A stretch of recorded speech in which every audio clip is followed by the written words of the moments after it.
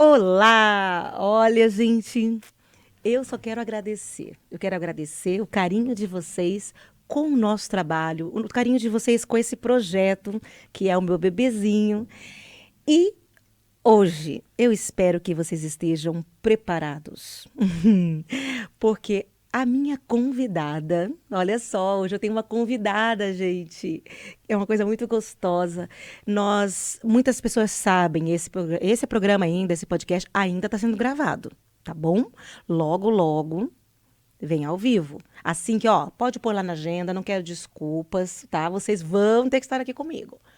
Mas esse programa está sendo gravado hoje. E o meu carinho é que ele tem que entrar no mês de agosto ainda. Por quê? Porque essa minha convidada, ela tem tudo a ver com esse mês de agosto também. Primeiro, por ser mulher. Segundo, justo porque o agosto é o mês lilás. E é ela quem vai falar pra gente. Tudo bem, Zilda? Doutora Zilda. Que honra. Olá, Flávia. Obrigada por essa oportunidade de estar aqui conversando com você e com todos os que estão acompanhando nesse podcast. E hoje nós vamos falar e tratar de assuntos muito importantes. De uma certa maneira, acaba também sendo um pouco pesado. Até, inclusive, gente, eu já aviso para casa, tá? Nós vamos tratar sobre alguns assuntos que, se vocês tiverem crianças perto, e vocês preferirem, né, não passar a elas nesse momento, vamos falar sobre pedofilia, vamos falar sobre alguns comportamentos nesse sentido. Então, só para deixando bem avisadinho aí para vocês, tá bom? Para ter essa liberdade, né, doutora, de saber se quer que o filho assista ou não, apesar que eu gostaria que assistissem. Serve também de prevenção e de alerta. Com certeza, com toda certeza. Doutora Zilda, gente, mês lilás. O que é o mês lilás de agosto? Olha, é uma lei bem recente, de 2021, que criou esse mês de agosto como mês lilás, em homenagem à Lei Maria da Penha, que dia 7 de agosto já completou 16 anos, Nossa. porque é uma lei de 2006. É uma grande conquista para as mulheres, realmente, essa lei, né? Eu avalio que seja uma das maiores conquistas desse século, a Lei Maria da Penha. Porque antes da Lei Maria da Penha, as mulheres sofriam toda sorte de violência e não era considerada crime. A violência doméstica e familiar não era crime. A própria Maria da Penha, que é quem deu o nome à lei, foi, inclusive, eu sinto, tá? Como injustiçada. A senhora não sente também isso? Na punição do seu agressor, Ele não é só um agressor, né? Ele é um assassino. Que ele não tenha conseguido concretizar o negócio é diferente, mas ele é um assassino. A Maria da Penha, eu até rendo as minhas homenagens à Maria da Penha, porque ela foi vítima 2 vezes da tentativa de assassinato por parte do marido. E em decorrência, consequência dessas tentativas, ela está numa cadeira de rodas. Olha só. Então, ela está presa numa cadeira de roda. E esse fato aconteceu em 1982. E, na época, não tínhamos a Lei Maria da Penha. E ela lutou 20 anos para conseguir a punição do homem agressor. Que triste. Então, por isso que a Maria da Penha se juntou a outras mulheres que também sofriam violência, as mulheres que estavam sempre em campanha, as feministas, e denunciaram o Brasil para a organização americana. E, em decorrência, o Brasil foi condenado a criar uma lei de enfrentamento à violência e uma lei que tornasse a violência doméstica crime e que protegesse as mulheres de todas as formas de violência. Então, é graças a Maria da Penha que, mesmo numa cadeira de roda, não se calou. Foi a voz de tantas mulheres que não tinham voz. Pode-se dizer que foi um sacrifício. Realmente, né? Porque. E ela tá até hoje aí na cadeira de rodas, ou seja, ela tem sequelas pro resto da vida dela. E, gente, antes de existir a Lei Maria da Penha, Nós temos realmente que nada é por acaso. Ela ter sobrevivido foi o que fez, porque como não existia a Lei Maria da Penha, se a punição dele, inclusive 20 anos depois do que ele fez a ela, ainda foi tão branda, tão baixa, se ela tivesse morrido, também teria sido baixa, porque ainda não existia a Lei Maria da Penha, ainda não existia uma base, né, justa para julgamento dela. Então, é né? bom a gente orientar que a lei não retroage. Uhum. A lei foi a partir de 2006. Claro. E não podia retroagir para o caso da Maria da Penha, que o fato aconteceu em 1982. Então, a lei nunca retroage para prejudicar, só para beneficiar. E como nesse caso iria prejudicar, então ele Claro. foi beneficiado com a lei da época, do Código Penal de Pois é. 1940. Nossa, é um. Chega a dar uma revolta na gente, uma sensação um pouco de impotência quando a gente vê algo assim. E eu imagino que a senhora, como juíza, deve ser pior ainda, né? Uma sensação. Realmente. Eu juíza há 33 anos, que eu entrei na magistratura em 1989. Nossa. Também não se falava quase em violência doméstica, não tinha visibilidade, porque não me recordo nesse tempo todo de atuação Não ter tinha um processo. atendido mulheres vítimas de violência. Não chegava até essa instância, Não né, chegava doutora? na justiça porque as mulheres não denunciavam. Porque não tinha uma lei que as protegia, elas tinham medo, vergonha e nunca procuravam a justiça. E quando acontecia os homicídios, quando a mulher era assassinada, o que acontecia no tribunal do júri? O advogado de defesa ainda falava, ele matou em legítima defesa da honra e esse réu era absolvido. Quase uma vítima, Isso né? há 40 anos atrás era o que mais acontecia. Era a tese dos advogados colocar a culpa na vítima da Claro. sua própria morte. Denegria a imagem da vítima para proteger o assassino. E a justiça acabava chancelando, que era como se ele tivesse direito de Claro. tirar a vida da sua mulher, da sua companheira e da sua namorada. Com a Lei Maria da Penha, com a lei do feminicídio, a justiça foi também mudando o enfoque. Então, a Lei Maria da Penha, de 2006, nós conseguimos trazer para Londrina o primeiro juizado do interior do Paraná em Maravilha. 2010. Só tinha uma vara especializada em Curitiba. Em 2010, trouxemos a vara especializada para Londrina. Londrina tem a Delegacia da Mulher. Criamos uma rede muito forte, que é referência estadual e nacional. Claro. Uma rede de enfrentamento à violência. E trouxemos a Patrulha Maria da Penha, Ai, o que botão lindo. do pânico físico, o botão do pânico virtual e o aplicativo 190, tudo para salvar a vida das mulheres. Mas é com tristeza, Flávia, que nós noticiamos que a violência doméstica está aumentando. E aumentou demais no período da pandemia. Nossa, imagina. E está aumentando demais os crimes de assassinato contra a mulher. Mas a senhora vê que, ó, como a união das mulheres, as mulheres ainda não se deram conta do poder que elas têm nas Não, mãos. não se deram. Porque, ó, tem uma brincadeirinha que diz aí que tem 7 mulheres para cada homem, né? Não existe uma brincadeira mais ou menos assim?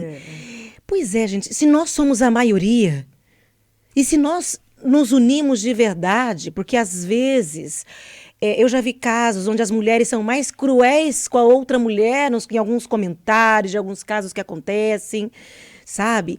Se as mulheres tomarem posse desse poder que elas têm nas mãos, porque, gente, uma pessoa sozinha, ela realmente, se ela sente que ela não tem onde se apoiar, se ela sente que ela não tem onde se agarrar, ela não vai pedir socorro.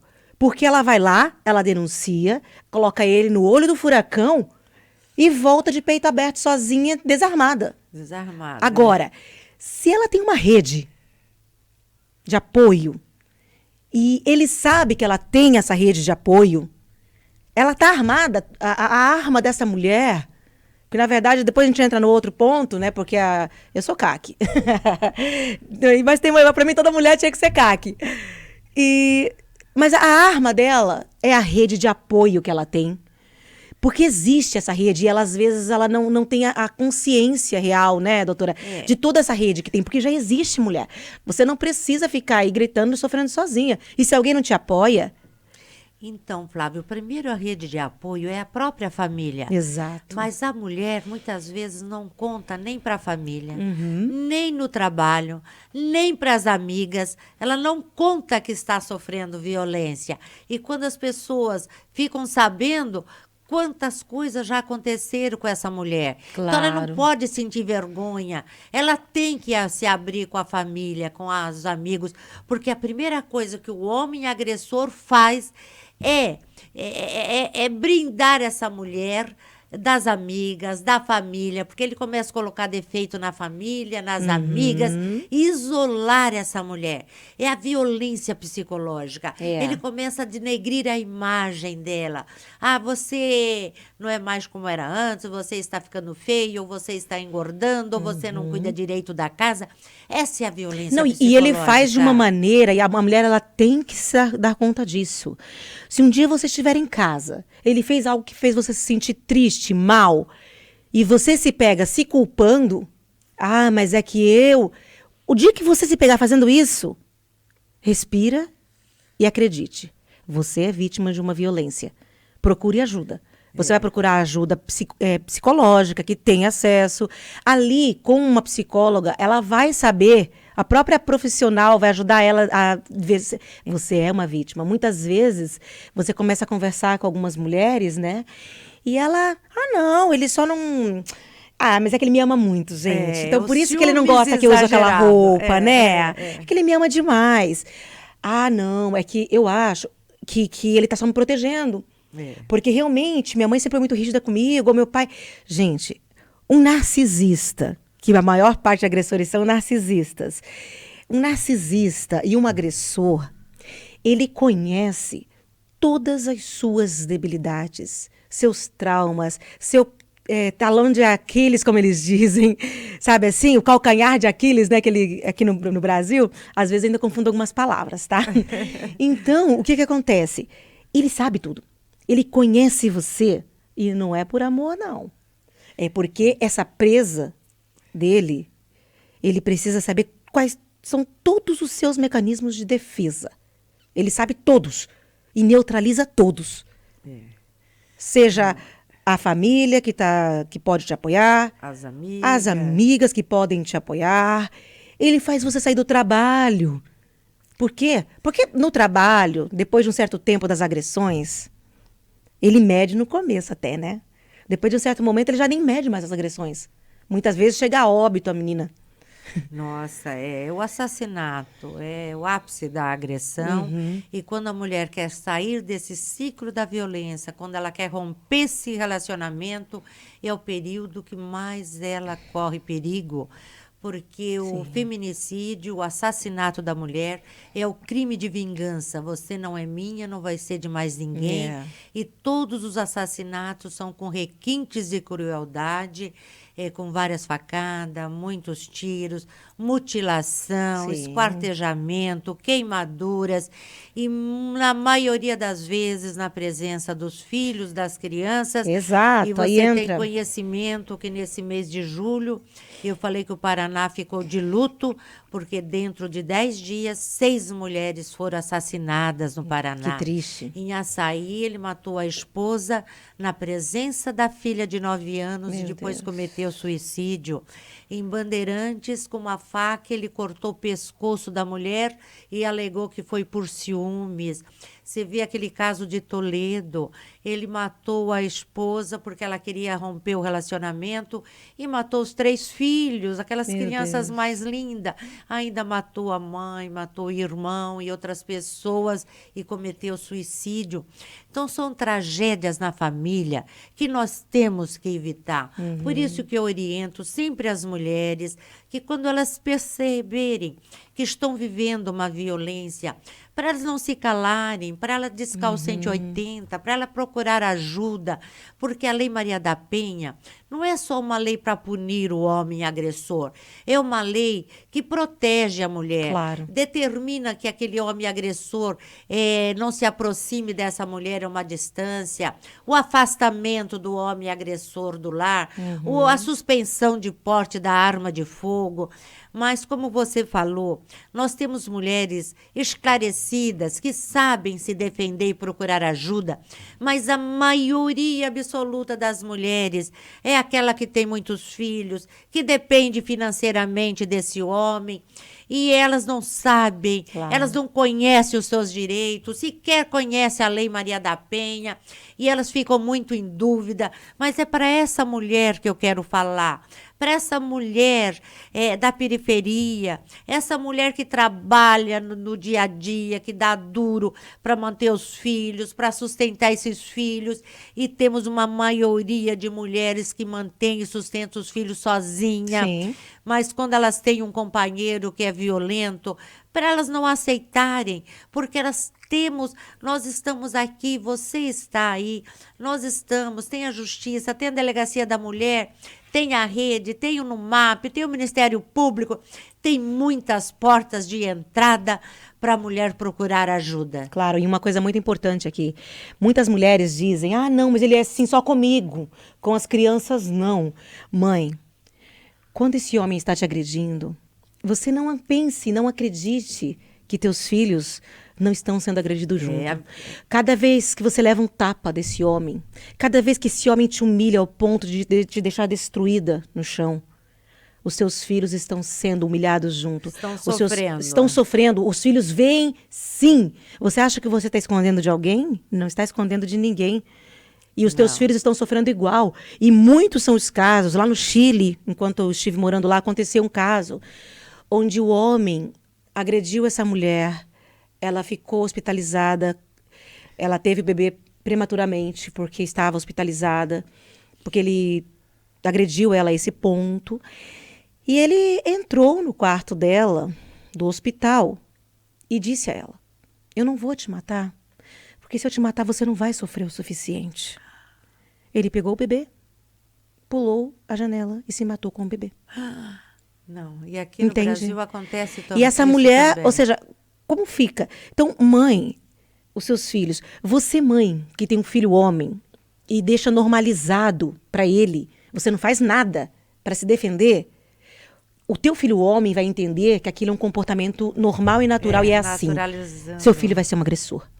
E você, mãe, que tem uma filha mulher e tem essa mesma postura, não que você queira, ninguém gosta de sofrer, mas você não teve aquela coragem de gritar e a tua filha vê você apanhar quieta, sem fazer nada, a sua filha vai ser agredida. Ela vai ser uma vítima no futuro porque ela entende que é assim um relacionamento. Entendeu?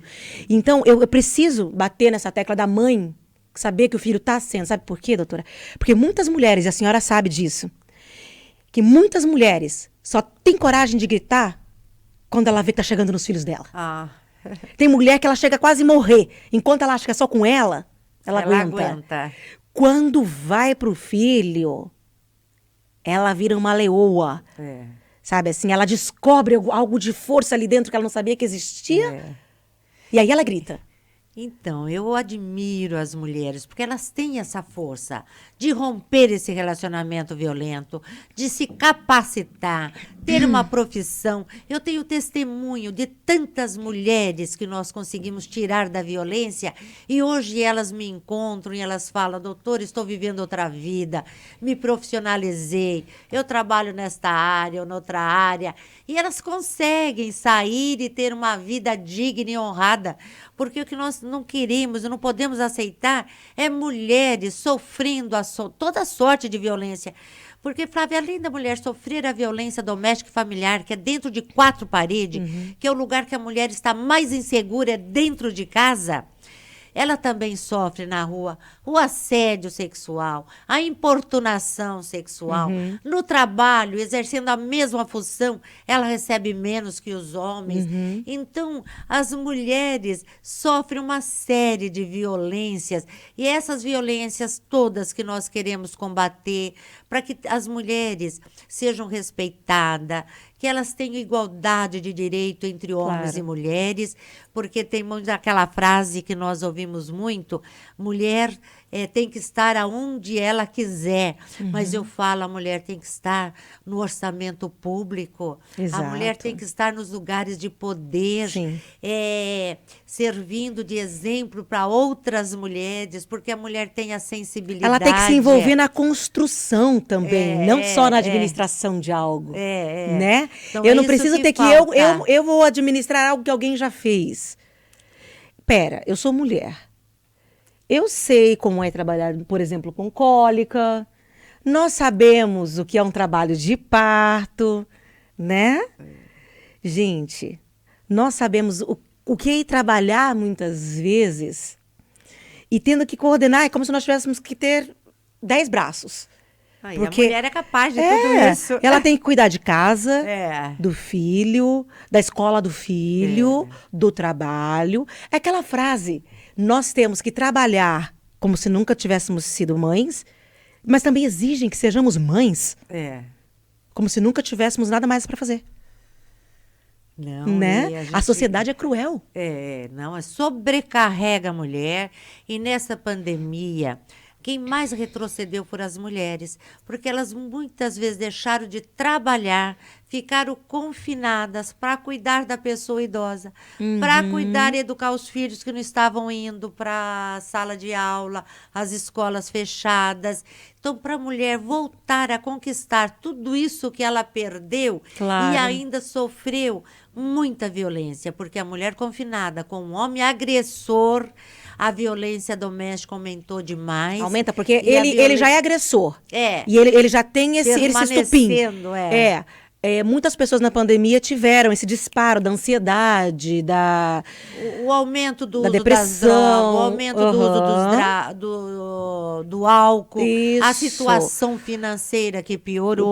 Juntou Então, tudo virou uma isso. explosão, Claro, quando virou uma juntou explosão, tudo é. e te coloca junto com uma pessoa assim, fechado, É. imagina. Não, as mulheres foram vítimas de muitas violências.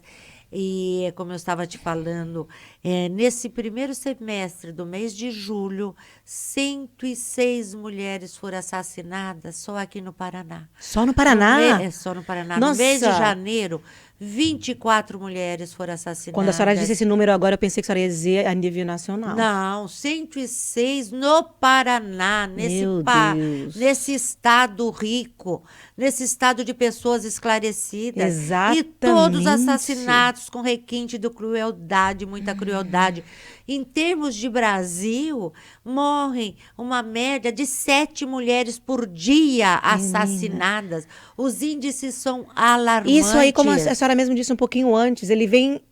O assassinato é o último passo. Ou seja, essas mulheres, com certeza, essas vítimas, elas com certeza vieram sendo agredidas já durante há muito tempo. Claro, por isso que eu falo, o crime de feminicídio é um crime previsto, é um crime que a mulher tem que sair de relacionamento antes. É o que você estava falando, aquele homem ciumento, possessivo, que ama demais, esse homem psicopata, se não for minha, não vai ser de mais ninguém. É isso que a mulher tem que enxergar, que a Não é hora que ela amor. quiser romper, ela vai morrer. Isso não é amor, isso é posse. Isso não é amor, é posse. E o homem ainda vê a mulher como sua propriedade, como sua posse, que não tem direito a ter vontade própria. Ele tem que mandar na roupa, nos gostos da mulher, o que ela vai vestir, o que ela vai usar, o que ela vai se maquiar, ou tudo. Ele quer mandar em tudo. O problema, aquele ciúme exagerado. A senhora sabe que eu sinto muito um problema que as pessoas elas estão confundindo demais as coisas também, sabe? Tem mulheres que elas chegaram num momento assim que ela fala, gente, aí já não sei o que é o certo e o que é o errado. Eu já não sei, sabe? Por exemplo, porque existe um cuidado, existe. Eu sempre digo que homens e mulheres não são iguais. Claro que não. Nós não somos iguais. Nós somos diferentes, Igualdade de graças a Deus. direitos. Isso mesmo. Nós somos diferentes. A mulher é mais maternal, emocional, coração, protetora. Sabe? O homem é aquela coisa realmente do cuidado, sabe? Aquela coisa do macho da selva. Esse é meu lugar, é meu ambiente, minha fêmea, né? E eles usam muito da força física. E o homem tem também algo diferente da mulher, que é a parte do o raciocínio do homem. Ele é mais prático. É. E a mulher é mais emocional na hora de uma tomada de decisão, em tudo isso. O homem, ele pode tomar uma decisão no raciocínio e o prático, inclusive melhor que a mulher em vários âmbitos. Mas em vários outros pontos, a mulher é aquela que ela consegue fazer 10 coisas ao mesmo tempo. É. E um homem não consegue. Não consegue. Tem muitas mulheres que estão assistindo a gente agora que já passou por isso, de estar dirigindo. Ele está dirigindo. E ela, mas amor, e detalhe, tá? Ela tá falando com ele, indicando o caminho, falando com o filho lá em casa para saber se ele já fez tal coisa, indicando para alguma auxiliar que ela tenha em casa, mas deixa tal coisa pronta para mim, e conversando com ele. Ele tá só dirigindo. Ela, mas amor, ele, peraí que senão eu vou me perder aqui. Não, a Ou eu mulher dirijo tem ou eu essa falo. habilidade de Mulher fazer tem. várias atividades de uma só vez, mas é isso que é o objetivo. A Lei Maria da Penha prevê todas as formas de violência, e a mulher procura quando a violência é física, que deixa marcas no corpo, mas temos a violência psicológica, Ela é pior, a violência doutora. patrimonial, quando quebra os objetos, quando detém os documentos, quando queima as roupas da mulher, e quantos casos que eu atendi, queima até o carro da mulher, e tem a violência sexual, que as mulheres acham que por estar num relacionamento, num casamento, tem que obrigação, ceder né? tudo, e não é assim, tem que respeitar a vontade da mulher, Claro. e entre tantas outras violências previstas na Lei Maria da Penha. A pessoa tem que entender que ninguém é dono de ninguém num relacionamento. Ela não é dona dele, ele não é dono dela, sabe? Eu, particularmente, a Flávia, tá? Eu não gosto desse tratamento entre marido e mulher. Quando falou pai, quando a mulher chama o marido de pai, Não e é ele chama esse. ela de mãe. É. Ô, mãe, É, não. existe muito isso, Tem. né? Igual os alunos chamar as professoras de tia, De tia, tio. graças a Deus que isso acabou no Brasil. É um erro. Entendeu? Então, ali dentro daquela casa tem vários roles, e a mulher tem que entender. E quem me vê sabe que eu não sou feminista, viu? Mas eu sou justa. Não, mas eu acho que Entende? as feministas é que lutam por uma causa. Se nós conseguimos tantas conquistas, foram graças às feministas. Mas eu digo que assim, foram nas eu digo ruas, uns extremos que lutaram, sabe, um grupinho. Lutaram pelo direito ao voto, Claro. lutaram Não, mas sabe aquele grupinho, quando eu quero dizer feminista, Não, explicando para a as- senhora? É aquele grupinho que se apropriou, tem um grupinho que se apropriou e só faz besteira. Não. Porque eu conheço mulheres que dizem que são feministas, e só que elas usam a palavra com a propriedade que tem que ser. Como as meninas do Poder Rosa, entendeu? Como a senhora conquistas, mesma, pra trazer exatamente. conquistas. Dentro de, sabe? Eu não imagino a doutora Júlia nesse momento saindo com os peitos de fora lá no centro da cidade. Não, isso não é, não. Isso não é lutar pelo direito da mulher. Não é lutar pelos direitos Né? das mulheres, Não claro é? que não. Isso não Nós é. lutamos para conquistas de direitos. Então, Exatamente. levantamos uma bandeira para a proteção das mulheres, e as mulheres ainda elas têm como se defender, como procurar ajuda, mas a minha maior preocupação é a violência contra nossas crianças e nossos adolescentes e nossos Exatamente. idosos. Porque 11 anos eu trabalhei numa vara de enfrentamento à violência contra as mulheres, mas crimes contra a criança e adolescente e crimes contra nossos idosos. Quantas coisas Nossa, que eu é tão ouvi, que eu triste, vivi meu Deus do durante esses céu. 11 anos. Eu falo, Flávia, que esses casos que eu te falei, eu não vi pela imprensa, eu não ouvi pela imprensa. Viveu na pele. Eu vivi, convivi cada dia durante 11 anos. Doutora, falando nisso, só voltando um pedacinho ali, não existia a Lei Maria da Penha. Por exemplo, quando aconteceu o caso com a própria pessoa Maria da Penha. Mas eu fico pensando, se uma mulher agredida, ela já não tinha nenhum suporte, era um mundo muito masculino realmente, quantos anos como juíza, doutora? Ou seja, como juíza, antes de juíza, a senhora exerceu ainda... Não, eu fiz a escola normal, fui Aham. professora, dei aula. Professora! Aí eu fiz o curso jurídico, direito, e advoguei algum tempo, mas meu Olha. sonho de criança sempre foi ser juíza.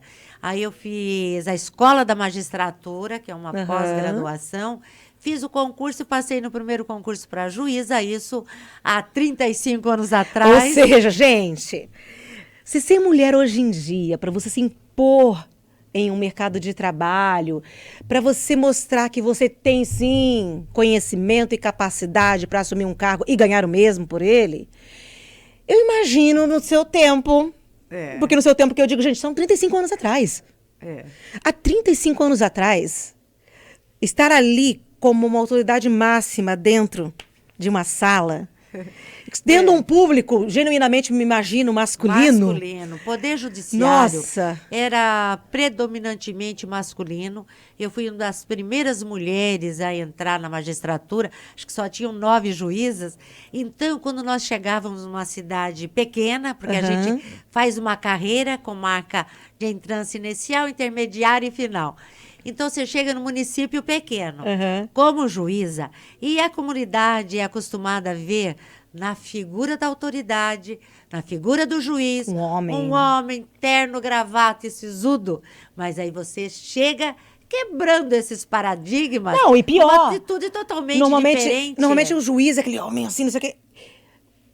Ela já tá linda aqui ainda, gente, nessa fase da vida.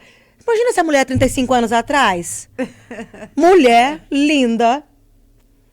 Nossa, foi difícil, não foi não? Divorciada e com uma filha pequena. Pronto, divorciada então, meu amor. Até a sociedade feminina na época, né? Uma mulher divorciada, parecia que ela tinha pego lepra. Ou não era? Não, mas aí a gente vai quebrando tudo isso e vai mostrando. Ah, mas teve que quebrar muito muro, não foi não? Mais competente que os homens, porque quando eu cheguei nessa minha comarca inicial, nossa, fiz amizade, porque eu gostava de participar dos eventos da comunidade, o que os outros juízes achavam que não podiam participar. Eu ia dar palestra nos colégios, eu me unia com as professoras, realizávamos evento, e quando nós fazíamos a confraternização no fórum, era aquele clube do Bolinha, antes de chegar uma mulher juíza. E elas falaram que nunca foram no fórum, num evento. Nossa. Aí eu cheguei, os servidores levavam as esposas, convidávamos as mulheres. E olha, foi um divisor de águas também. A senhora também. sentia uma mudança naquela sociedade? Foi uma mudança muito grande na sociedade e a gente vem com a sensibilidade de, como mulher, de fazer tudo de forma diferente. A senhora já teve algum caso? Conta pra mim. Gabinete enfeitado, florido, época de Natal, enfeitávamos os fóruns, fazíamos muitas festas e confraternização. E foi assim, conquistando toda a comunidade, que hoje eu retorno lá depois de 30 anos. Aí, mas fiquei 8 anos lá, ainda sou super bem recebida, porque fiz muitos amigos. Mas a senhora, conta pra mim uma coisa. Tem algum caso, assim, por ser juíza, mulher, seja de profissionais ou de um réu, quando via que era uma mulher, a senhora tem algum caso assim que te marcou de uma certa maneira? O lado do juiz, eu sempre falei que como mulher e como juíza, você tem um escudo, porque nenhum homem tem coragem de se aproximar para falar uma gracinha. E quando eu chegava numa rodinha de homens que eles estavam contando uma piada, eles paravam na hora e falavam: vai, doutora, com todo respeito, com todo respeito. Então eu sempre acabava tirando essa, mas é um escudo, porque mesmo os réus, muito machões, que são valentes, em casa, na rua, chegam no fórum, eles tremem. É um gatinho. Eles têm medo, eles têm medo da figura do juiz. Virou um gatinho. Não, perde toda a valentia. Então, a senhora, como juíza ali, tem a acusação e tem a defesa, né? Ó, gente, eu faço perguntas igual vocês de casa, tá? Porque tem coisa que eu sou leiga, então eu pergunto igual o pessoal lá de casa ia perguntar, tá bom? Como juíza, tem a defesa e tem a acusação. A senhora nota a diferença do tratamento entre profissionais, eu digo, os advogados, quando o advogado homem confronta uma advogada mulher? A senhora sente ele diferente de quando ele confronta o homem? Olha, eu tenho uma convivência muito grande com muitas mulheres, inclusive advogadas, e elas falam que muitas vezes eles querem calar a voz da mulher na OAB, em todos os órgãos, e no fórum os homens querem ainda se impor e prevalecer pelo fato de serem homens. Olha só. Mas aí que tem o equilíbrio, porque tentam subjugar essa mulher. Juíza que está presidindo, a atitude é diferente. Porque nós tivemos o caso da Mariana Ferrer, que é aquela menina que sofreu um estupro. E na audiência era um juiz homem, promotor homem, defensor público homem, advogado do réu homem e o réu homem, ela é a única menina de 20 anos numa sala de audiência. Essa é a violência institucional. Essa menina, além de sofrer essa violência, ela sofreu a violência Até na constituição dessa institucional. mesa, desse grupo, então Não, deveria ter sido jamais cuidado, poderia né? ter sido assim, jamais só uma audiência só por homens para ouvir uma jovem que sofreu um crime de estupro. Então, esses cuidados nós temos que ter, e a justiça tem que ter esse olhar. Então, está mudando esse enfoque também da justiça, Claro. capacitando todos os profissionais e todos os juízes para atender quando é o caso de violência doméstica e familiar e quando são casos de estupro. A senhora sabe que tem uma coisa que eu sempre digo, gente, quando vocês têm uma ideia sobre algo, procure sempre, essa ideia não é a verdade absoluta. Então procure sempre evoluir nessa ideia, crescer, se informar, tá? E eu aqui, eu sempre tive aquela ideia assim, daí eu comecei a me informar um pouco mais. Essa ideia, às vezes, de que a gente estava conversando aqui, acho que foi com o Santão mesmo que eu conversei outro dia, que foi o quê? Sobre isso de, às vezes, num cargo de direção de uma empresa, o homem é mais racional, põe muito mais um homem, porque ele vai despedir sem dor nem piedade. E uma mulher seria um pouco mais maternal para despedir ou algo assim. Mas existem casos onde esse lado, digamos, sensível nosso como mulher, também pode ser usado a favor, tanto numa empresa, quanto dentro aqui, voltando para a nossa convidada, dentro da área como uma juíza em um caso. Ô, Flash, coloca para mim o que a gente vai falar agora, que é justamente sobre isso. A nossa doutora Zilda Romero, ela não foi mulherzinha, como dizem os homens aí, quando tenta diminuir, a gente fala que é mulherzinha, né? Ela é a juíza linha dura. Por quê? Porque em um caso como esse, que comocionou não só o Paraná, em várias partes do Brasil, onde ficaram sabendo do caso, até hoje não desce na garganta de muita gente. Até hoje. Do doutor Marcos Rogério Lobo Colli, um advogado respeitável na cidade de Londrina, mas acima de qualquer suspeita. De qualquer suspeita, né, doutora?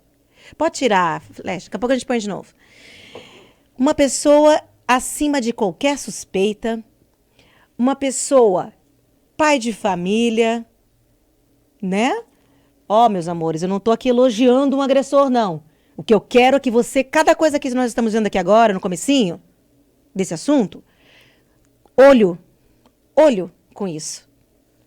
Para você ter a noção do quanto um psicopata, porque ele não é um criminoso comum, para mim ele é um psicopata, pode chegar a fazer o que ele fez.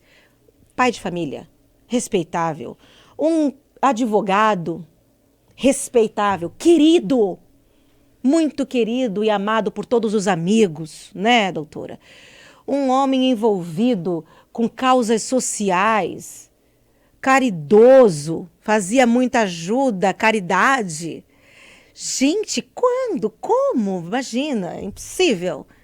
E surge ali uma acusação contra esse homem de agressão sexual. Mas não é que um crime seja menor ou pior, mas assim que eu diga, né? Um estupro, ai, dói menos, dói mais no coração. Mas existem uns que vocês... Não estou medindo a dor de ninguém. Mas esse tipo de crime dele dói mais, sim. Não. Dói mais. Foi um dos casos mais dramáticos, o julgamento. Porque além dele abusar sexualmente, estuprar dezenas de crianças... Fala a idade delas, bairro, doutora.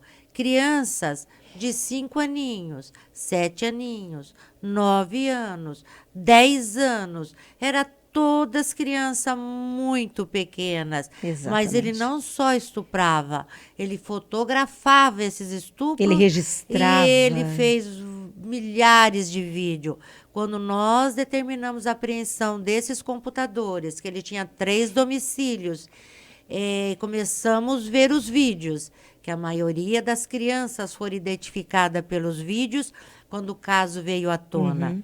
Então, assistir esses vídeos, e que muito me marcou, Eu até adoeci na época, porque fiquei com a imunidade muito baixa. Eu fiquei sabendo de policiais que estão acostumados a atender assassinatos na rua e tudo, e policiais que não conseguiam terminar de ver o vídeo. Não, foi uma comoção muito grande, porque você assistia um vídeo de uma criancinha de 5 aninhos, menina com aquela pelinha morena, Maria Chiquinha, Meu perninha Deus. grossa, e ele abusando da menina, e ela chorava, e ela falava, tio, eu estou cansada, eu quero a minha mãe.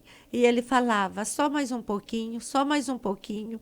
E ele ficou mais 5 horas com essa menina. Meu E Deus. ainda ele dava Coca-Cola para ela tomar. Mas ele fez todos os tipos de sexo com a menina e filmou. E essa menininha de 5 anos é que chegou em casa com a roupinha do avesso. E a mãe perguntou, por que você está com o shortinho do avesso? E ela falou, mãe, o tio Coller tirou a minha roupinha e lambeu minha perereca. E a mãe alertou, mas ela tinha a irmãzinha de 7 e a outra de 9. Perguntou para as irmãzinhas. As irmãzinhas falaram, não, com a gente ele nunca fez nada. Mas mesmo assim, a mãe conversou com uma professora, chamaram o conselho tutelar. E foi assim que Essa o foi a caso primeira denúncia. chegou na justiça. Aí, na justiça, como ele era um homem acima de qualquer Sim. suspeita, como ele era um político, Da sociedade. falaram, vão falar que é uma vingança política, que isso não aconteceu. Uhum. Aí que fomos e apreendemos os computadores. Aí que fomos assistir todos esses vídeos, decretamos a prisão preventiva Como desse mãe é homem. triste demais. Não, não dá para ser... A senhora, quando estava assistindo esses vídeos, esse vídeo em específico, Assisti vários Você- vídeos a para senhora poder pensava nas julgar. suas filhas? Você que tem filha, você que tem netos, você que tem sobrinhos, você que. Não, as crianças são muito inocentes. Não podemos tirar a inocência de uma criança, o direito dela ter infância e dela brincar. Então, esse caso, ele conquistava a confiança dos pais, cesta básica para uns, padrinho de casamento para outros. E essa menininha E de 5 generoso, anos, generoso, ele generoso. prometeu para ela comprar uma boneca. Ela aguentou tudo isso porque ela queria sair com ele para comprar uma boneca. Para outra, ele falava que ia levar a tomar um lanche do McDonald's, outro comer uma pizza. Em E cima- as mães confiavam e deixavam porque não suspeitavam. Ele trabalhava em desse cima homem. da vulnerabilidade dessas meninas, né? Vulnerabilidade das Seja, crianças. seja financeira e emocional e tudo. Financeira. Elas queriam comer um lanche, elas aguentavam e suportavam. Aí eles colocavam essa criança embaixo de um chuveiro, colocava, esfregava com sabonete, com espumas. Olha, era os vídeos dos horrores, as audiências, foram as audiências dos horrores, porque as mães, hora que viam, chegava na audiência, ele ia com 6 ou 8 soldados da choque, com fuzis, porque nós ainda tínhamos que proteger ele com colete à prova de bala.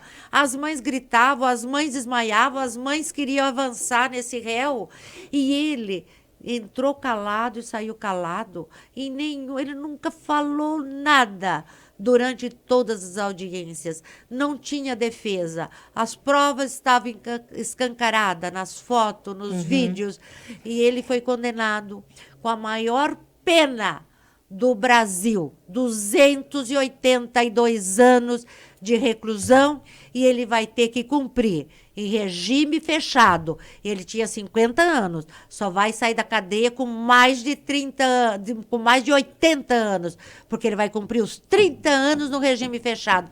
Não tem progressão de regime. Nossa, mas olha, realmente é um caso, gente, que eu gostaria de bater aqui nesse ponto com a senhora, para a mamãe de casa, tá? As pessoas que sabem da Flávia, o meio que eu já trabalhei, gosto de política. Eu acho que o brasileiro deveria aprender a entender o que é a verdadeira política. A política não é a politicalha que muitos fazem, gente. A política em si, a palavra política, ela é a organização de normas e regras de uma sociedade. É só isso. E tudo na vida da gente é política, na igreja, no grupo de pais da escola, tudo é política. O problema é que nós ainda estamos usando mal a arma que nós temos nas mãos, que é o nosso título de eleitor. Já falei, votar não é uma obrigação. Ah, o voto é obrigatório. Você pensa assim? Não, meu amor. O voto é um direito lutado pelas mulheres lá atrás. E nós somos a maioria. Se você for ver direitinho, nós mulheres comandaríamos o Brasil. O dia que nós descobrimos o poder que nós temos. 52% dos eleitores são mulheres. Nós temos esse poder. A maior parte da população brasileira é composta por Claro. mulheres. Então, gente, mamãe, o que eu quero dizer aqui é o quê? Principalmente nesse caso, e casos parecidos com esse, entenda, ou mulheres que sofram algum tipo de violência sexual, a culpa não é da vítima. E, mamãe, as mamães desse caso, a culpa não foi tua. Tá bom? Você, infelizmente, teve a infelicidade de ter cruzado nesta vida e nesta terra com um psicopata, um ser desprezível que manipulava todos. Não só você, mamãe. Entendeu? Não só você. Manipulava a todos. A todos. Muitos amigos dele pessoais só foram acreditar no caso depois de encontradas as provas nos computadores. Porque até ali, muitos do convívio dele achavam que poderia ser realmente uma perseguição política. Por ele ser tão ativo na área. Então, gente, mãe, a culpa não foi tua. A culpa não é tua. Mas fica aqui um alerta. Tá? Vamos cuidar um pouco de todas as pessoas que cercam nossos filhos. Não só padrasto, não só o tio não sei de onde, ou não só a tia. Mamãe, existe violência sexual contra um menino também. Então, na verdade, gente, o ser humano ele é imprevisível, né? Nós precisamos estar de olho, cuidando. E o que é de mais importante nesse cuidado? Além da observação. Porque essa mãe observou, ela se deu conta. É a conversa. Hoje em dia, são muitos os filhos educados por isso daqui, ó. Um celular. Seu filho é educado por um tablet. O seu filho está recebendo conselhos do TikTok. O seu filho recebe conselhos do YouTube. De um vagabundo como um Felipe Neto da vida. Entendeu? E não dá. Não dá para levar isso como educação do seu filho. Aí, quando acontecer algo assim, que Deus o livre aconteça, não é para você, ele não vai te falar. Então, nós temos que estar mais presente na vida dos nossos filhos. E outra alerta que nós fazemos é que 11 anos trabalhando na vara de crimes contra crianças, eram raros casos de abuso sexual praticado por estranhos. A maioria por pessoas de confiança de dentro da criança. Um avô. Vizinho, pai, padrasto, avô, tive caso até de bisavô. Sim. Então, e que você falou também, não é só as meninas que sofrem abuso sexual, os meninos também. Professores de jogo de esporte, olha... Cuidadoras. Tantos, e nós temos que proteger, porque as sequelas de um estupro é para o resto da vida. Marca essa criança para sempre, elas começam a cortar os pulsos, elas tentam suicídio, assim como mulheres que sofrem violência. Quantas que no fórum chegaram a falar: doutora, eu estava para cometer suicídio porque a minha vida não tinha mais valor. Então, a violência contra as mulheres, contra as crianças, é algo muito grave. Por isso que nós temos que combater, que enfrentar, para tirar essas pessoas de todas as formas de violência. E nós não falamos ainda sobre o idoso. Gente, o idoso são pessoas mais vulneráveis. Nossa, eu vi casos Eles são assim esquecidos tristes. pela família, pela sociedade, pelas leis. Quantos casos de famílias disputar o pai ou a mãe numa sala de audiências? Então, é uma realidade que nós temos que cuidar. Mas quando eles vão disputar, eles não estão disputando para saber quem fica, né, doutora? Eles não estão disputando porque eu quero a guarda. Está disputando para que o outro fique com a guarda. Ninguém quer pra ficar. Empurrar. Ninguém quer, não é? E se tiver que pagar um valor em pensão alimentícia, porque quando as crianças são pequenas, os pais são obrigados a pagar a pensão. Mas quando os pais são idosos, os filhos também têm essa obrigação de pagar a O pensão Estatuto do Idoso ajudou um alimentícia. pouco nisso também, né, Mas doutora? são obrigados a pagar a pensão alimentícia. Temos o Estatuto do Idoso, mas a lei é pouco Mas sabe usada. que dó que me dá nisso, doutora? É difícil o idoso que vá entrar com um processo Olha, contra o contra o filho, filho. contra. Mas olha, eu tive um caso que me marcou. A filha agredia a mãe. E o neto, que amava aquela avó, com o celular ele gravou a mãe agredindo a avó e mandou o vídeo para o fórum. E a mãe foi processada. Porque os netos, às vezes, amam muito os avós e as avós.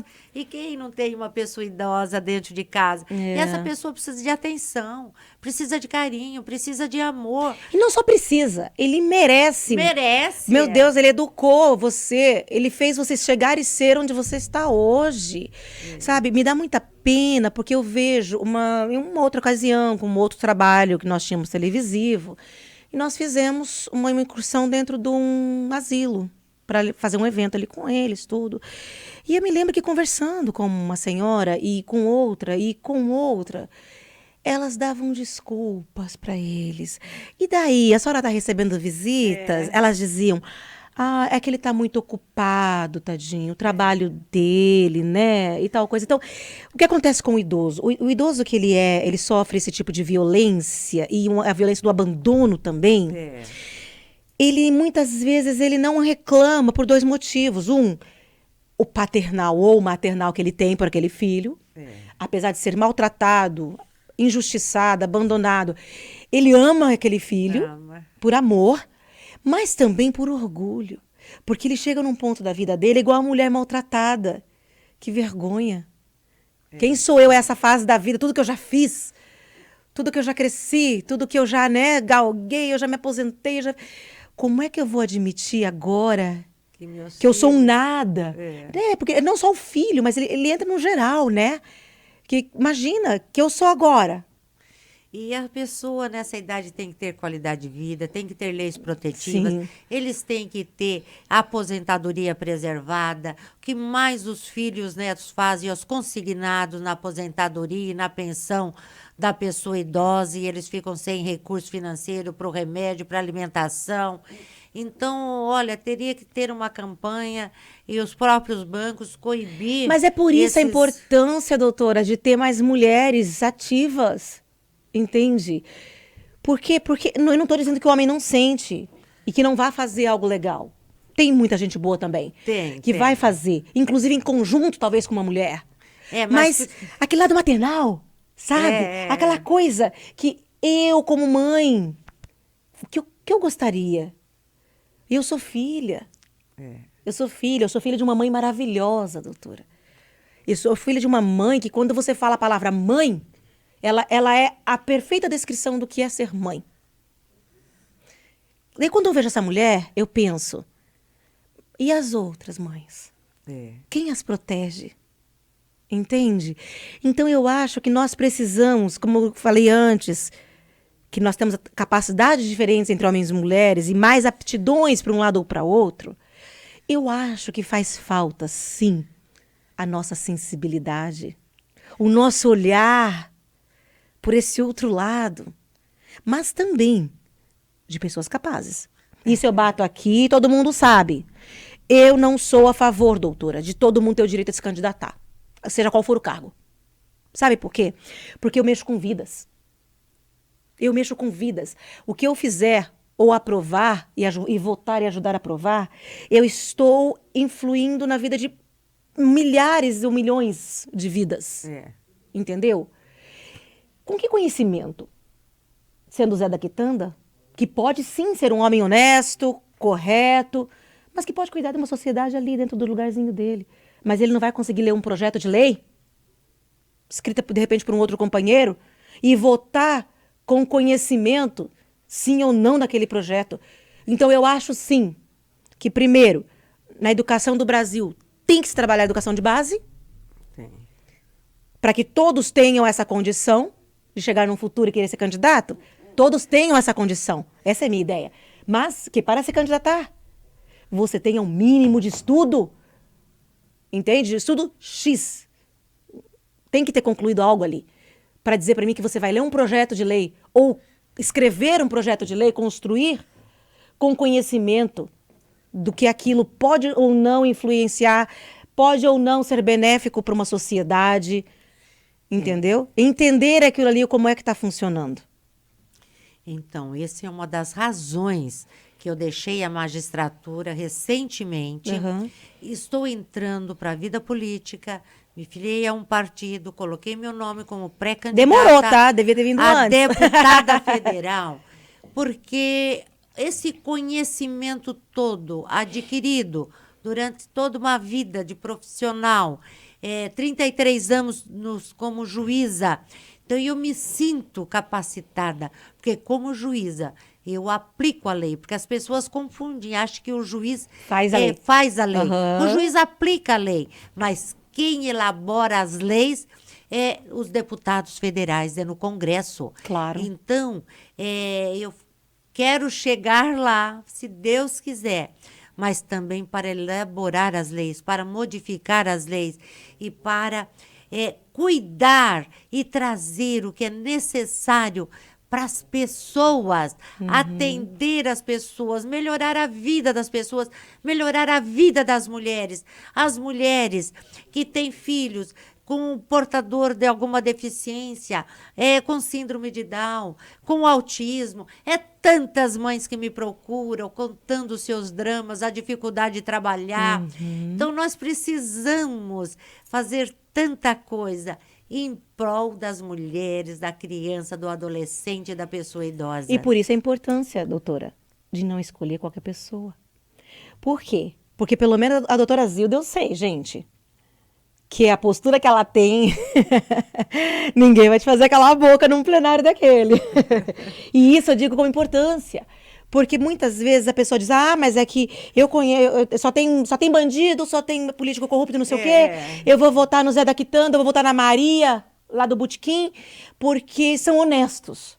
Concordo que a honestidade tem que ser, sim, uma das bases de você escolher alguém. Mas essa pessoa tem que estar qualificada, tanto no nível cultural, no nível pedagógico, assim, mas postura. Porque tem que ser uma pessoa incorruptível. E essa pessoa incorruptível que eu digo não é só no caráter. Porque tem pessoas que colaboram, que participam da corrupção, muitas vezes, por não ter forças e não saber se impor. Lutar contra, né? Entendeu? E vai gritar comigo, tô no plenário, a minha voz agora é a minha vez de falar, fica quieto você. A corrupção mata. A Sim. corrupção mata. Exatamente. Mata na fome, mata na educação, mata na segurança. Então, não podemos admitir corrupção no nosso país quando há tantas necessidades, quando há tantas pessoas passando fome. Eu não admito corrupção em nenhum órgão. Então, nós temos que combater também esse câncer que é a corrupção. Sim. E as pessoas, você de casa, corrupção, não é só lá dentro do plenário não, tá? Né? Não é somente entre senadores, deputados. A corrupção começa ali, no mercadinho do voto. Não, começa antes, doutora. Começa no mercadinho da esquina. Começa a falta de caráter quando você recebe um troco errado e não devolve. Olha, é isso que nós temos que ensinar aos nossos filhos, honestidade. Flávia, olha, eu na minha pré-campanha, que eu já estou há 2 meses, não gastei um cruzeiro. Eu estou indo para a campanha com meu currículo, com meu nome, com o que eu já fiz. Não precisa dinheiro para gastar numa campanha. Exatamente. Quem gasta muito porque não tem o que mostrar. Nós temos que combater esses hábitos de cabos eleitorais, de lideranças. Então, por isso que é difícil entrar gente que está começando agora na política. Porque existem muitos vícios antigos e é isso que nós queremos combater. Exato. E as pessoas têm que entender também a nossa base, sabe? Eu, assim... gente, vocês aqui todos são livres. Porque a eleição é obrigatória. É obrigatório o ato de ir escolher. Mas a escolha é livre. E é muito importante essa escolha. Porque depende o futuro o futuro dos nossos É. filhos, dos nossos netos, dessa geração. E temos que motivar a juventude para se interessar pela política e pelos políticos. Porque, gente, eles têm que se dar conta que é pra eles que vai ficar isso aqui. Ninguém aqui tá pra semente, não, meu amor. A gente vem com essa pele de pêssego aqui, meio murchinho, mas tudo bem. Mas a gente vem com essa pele de pêssego, né, doutora? Só que, meu amor, a idade vem, o tempo vem. Chega uma hora, a gente vai ter que passar a batuta. Quem vai assumir isso? São eles. São os que hoje estão tirando o título de eleitor. Entende? Eu sempre fui a favor de... Eu estava conversando isso aqui com um outro entrevistado sobre a importância da formação na base. A importância de se ensinar também, tanto política... Eu te lembro que tinha o SPB no meu tempo. Educação moral e cívica na minha época. E uma coisa que eu acho que tem que ser ensinada desde o princípio, para mim é desde o prezinho. Economia. Economia. Agora já estão alertando sobre isso. Não, mas eu não quero só alerta, não. Eu quero isso como grade curricular. Grade curricular. Entendeu? Eu quero que uma criança já saiba quanto custa essa xícara. E essa xícara tem um custo. Comprar essa xícara tem uma consequência. Entendeu? E se eu comprar essa xícara, vou comprar essa xícara, filha. Tá, só que você vai cuidar dela. Porque ela tem um custo, concorda? Concordo. Quanto custa? X. E se essa xícara se quebrar, sabe essa bolacha que a gente tá levando junto? Sei. Na próxima bolacha não vai, porque eu vou ter que repor essa xícara. Ela custa. Gente, tô falando algo que uma criança de 4 anos entenderia. Eu entendo. Então, as pessoas, eu sinto que as pessoas não sabem votar porque não entendem realmente como funciona a economia do país inteiro. Elas desligam nessa hora. Elas ligam a televisão para saber qual atriz traiu quem com fulano. Enquanto essa for a prioridade... Ninguém se interessa pelo horário eleitoral, que é tão importante para escolher, né? A voz do Brasil, doutora. É importante. Gente, meu pai sempre ouviu a voz do Brasil. Eu ouço a voz do Brasil. E a gente acompanhava desde pequena. O meu pai fazia a gente assistir jornal. Sabe, assim, desde pequena. E eu vou fazendo isso com a minha filha, sabe assim? Eu vou ver alguma coisa, falo, filha, pera um pouquinho, mas me acompanha aqui um pouquinho.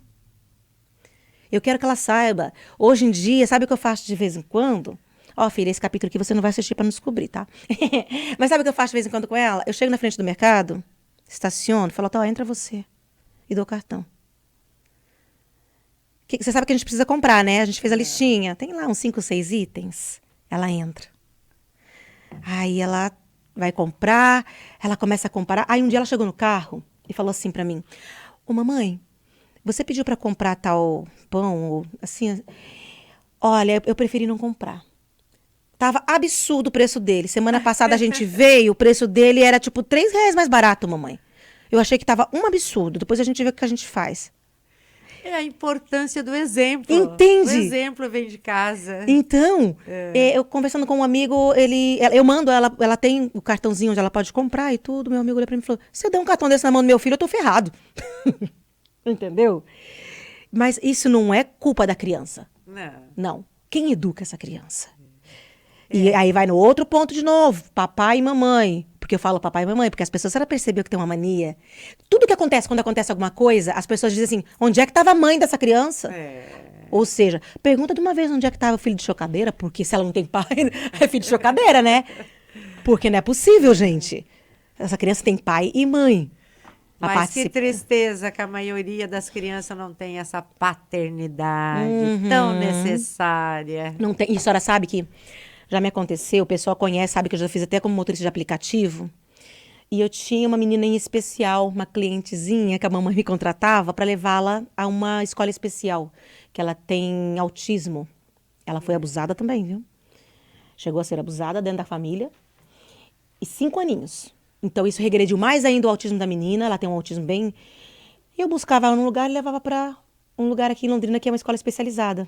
Então ela estudava de manhã numa escola normal. Essa é a importância da inclusão, da preparação dos professores em ter uma criança com necessidades especiais, tá? Entendam isso, não é uma criança doente. É uma criança com necessidades especiais.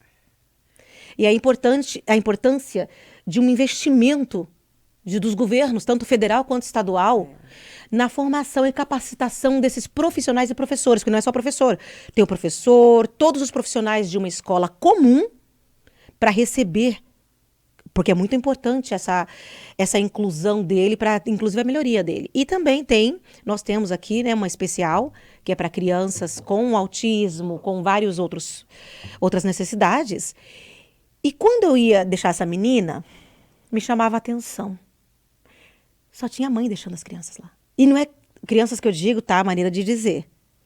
Essa tinha 5 aninhos. Inclusive, por todas as situações, ela era menor e mais levinha de peso.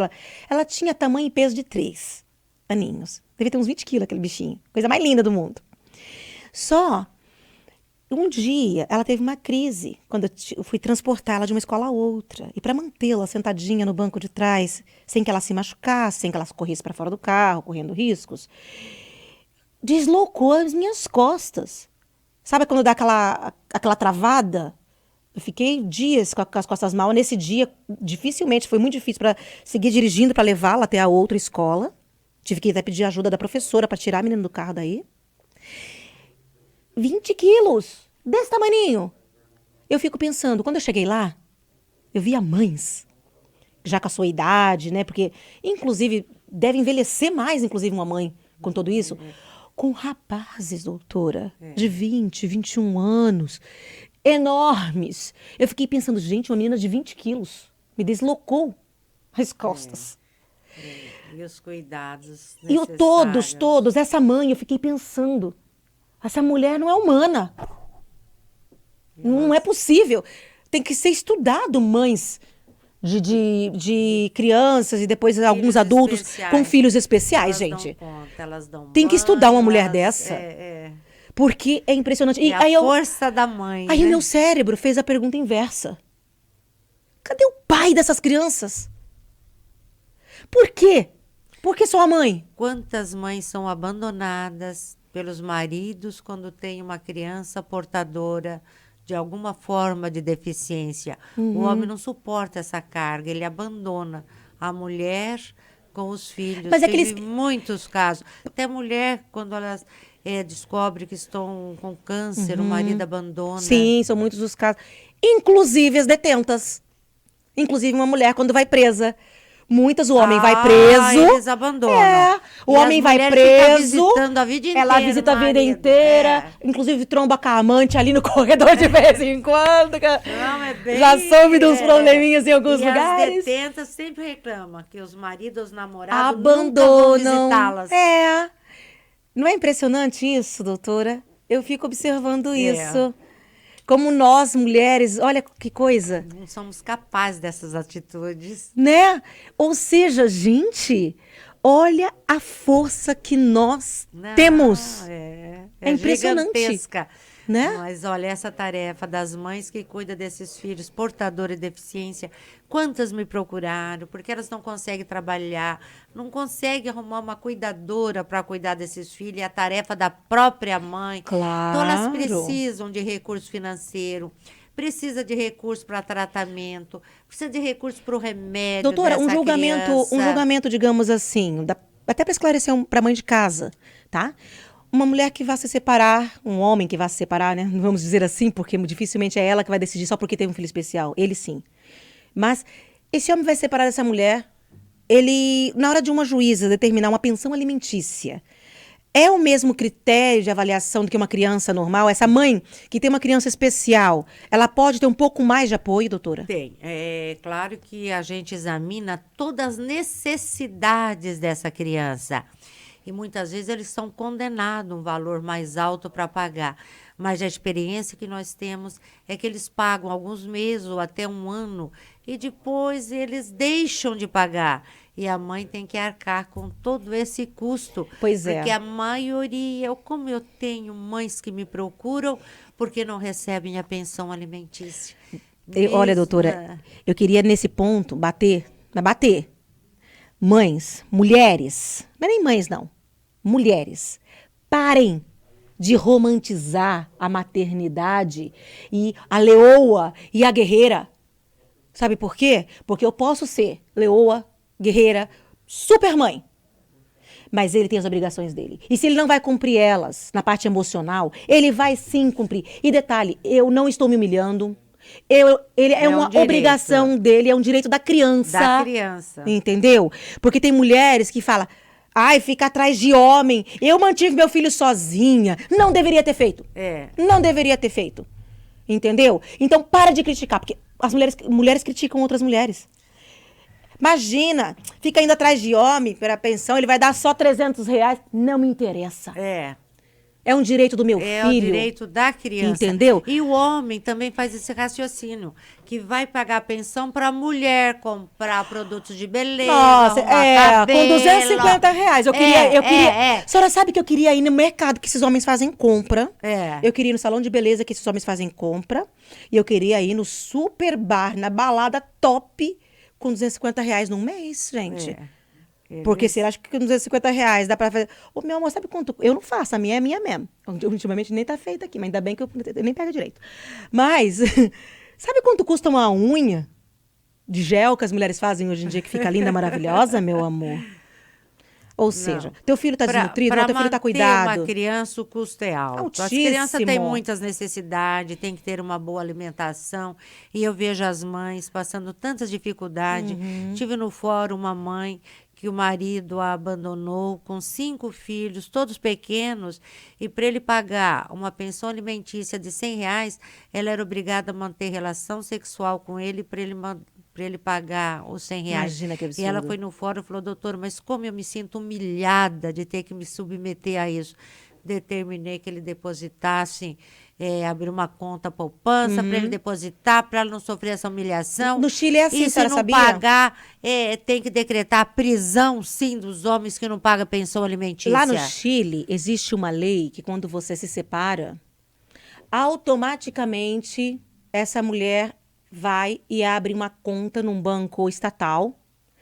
É uma conta de pensão alimentícia. Não, nós temos também no Brasil a Caixa Econômica que abre exclusivamente para pensão alimentícia. Exato. E esse aí pode ser usado, por exemplo. Eu não preciso provar que ele não pagou, gente. Ele todo mês tem que estar lá cumprindo. Tá lá, ele que tem Não que provar depois... que pagou. É, ele que tem que provar que pagou. Sabe? O outro detalhe também, eu vi essa semana um videozinho onde o cara teve a cara de pau de perguntar para uma advogada, ela respondia as caixinhas de pergunta. Doutora, a mãe do meu filho vai pra balada no fim de semana e deixa a criança com a avó para ela poder sair de noite. Eu posso fazer alguma coisa contra ela? O quê, meu amor? Ou seja, quando ela tá lá batalhando, trabalhando. Não está vendo. Não tá. Ela E deixou ele, com não, a avó, e ele ela pode. deixou com alguém cuidando. Exato. Né? Mas ele pode, né? Eles não querem ficar com o filho nem final de semana. Nem no final de semana, para dar um alívio para essa mãe. Né? Sei que a resposta é não. Não pode entrar fazer nada contra ela. Bom, se você quiser passar uma vergonhinha, faz. Faz, vai lá, né, doutora? Chega numa doutora como a doutora Zilda, fala, doutora, eu quero processar minha mulher porque ela tem vida social, tá? Como se ela não tivesse direito de refazer a vida, né? E fica perseguindo essa mulher, se ela arruma outro companheiro, namorado, ela não tem direito a mais nada. E como nós falamos aqui já, doutora, olho com seu filho. E sim, você tem que cuidar quando vai escolher um novo parceiro, uma nova parceira. Haja visto Isabela Nardoni. Quantos casos recentes? Né? A madrasta que jogou o menino de 6 anos pela janela agora, faz quanto? Uns 3, 4 meses. A outra que colocou veneno no feijão. Meu Deus. Para matar os enteados. O Bernardo, lembra? O Bernardo, aqui no Rio Grande do Sul, que foi enterrado vivo e ainda jogaram soda. Entendeu? Acontece cada crueldade. E não é só homem, isso que a pessoa precisa entender. Criança espancada. Pela madrasta, Porque eu bato muito, doutora. Eu quero tentar mudar a nossa mentalidade como mulher. Batendo no princípiozinho lá. Quando nós nos unirmos, seremos mais fortes, seremos o poder. Por quê? Eu preciso que paremos de nos julgar. Entendeu?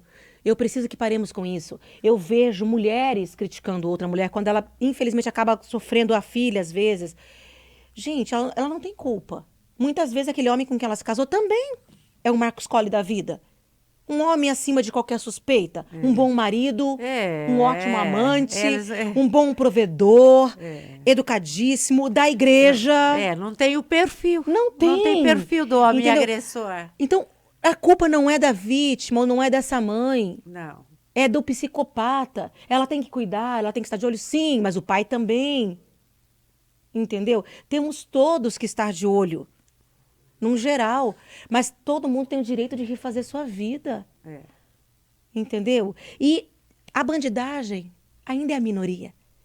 Essa pergunta eu não posso fazer para a senhora, porque a senhora é juíza. Mas se eu for conversar com uma pessoa, por exemplo, com a tua filha, do convívio da tua filha, por exemplo, do teu dia a dia, as pessoas com quem você está, quantos você conhece que são bandidos? Nenhum, né? Entendeu? São exceções. A esse lado que eu vou. As pessoas dizem, não, o mundo tá perdido. O mundo, pera. Não, Nós, muitas pessoas boas. Os bons ainda são a maioria. Claro. Sabe qual que é o problema? Que os maus falam mais alto e os bons se calam. Não, é que quando acontece essas tragédias, é grande a repercussão. Mas claro que a maioria são homens honestos, trabalhadores, competentes, cuida bem da família. Então, essas exceções que nós combatemos, o homem agressor, o homem pedófilo, o homem estuprador, o homem que assedia sexualmente as mulheres, o homem que entra num ônibus lotado e quer ficar acochando as mulheres desse assédio. Então, claro. isso que nós combatemos. Esse. Mas temos homens muito bons, homens que levantam bandeiras E nos de ajuda às mulheres, né, doutora? Então, não vamos generalizar, mas tampouco nos calar perante os maus, né? Algo que eu sempre bato. Pelo amor de Deus, o problema não é a maldade e o grito dos ruins, é o silêncio dos bons. Né? Doutora Zilda, lembra que eu te contei? Que passava 1 hora e pouquinho, 10, 15 minutos? Agora a senhora acredita. Mas que bom. Olha, eu quero agradecer muito, muito a sua presença aqui. A agenda dela, gente, é complicadíssima, mas ela fez aquele espacinho para estar aqui batendo esse papo com a gente. Muito obrigada.